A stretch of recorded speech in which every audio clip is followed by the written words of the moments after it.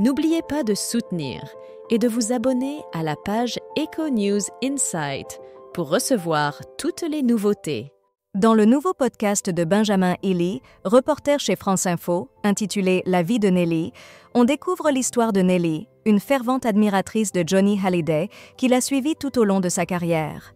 À 73 ans, cette résidente de Seine-Saint-Denis partage ses souvenirs émouvants et son admiration pour le chanteur, illustrant à travers son récit un fragment de la culture française entre joie, émotion et rock'n'roll, avec une touche personnelle apportée par Laura Smet.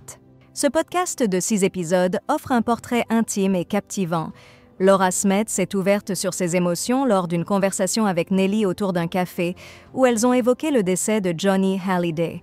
Cet échange émouvant a été discuté lors de leur participation à l'émission « C'est à vous », où elles étaient invitées avec Benjamin Ely ce jeudi 20 juin.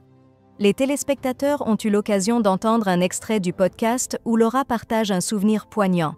Lorsqu'il est parti, mon papa portait un costume et il était très élégant, a-t-elle confié. Elle a ajouté « Je vais partager quelque chose qui m'a vraiment surprise. C'était la première fois que je voyais quelqu'un de décédé et en entrant, j'ai pensé « Ce n'est pas mon père, il paraît bien plus petit. » Sa personnalité était tellement plus grande.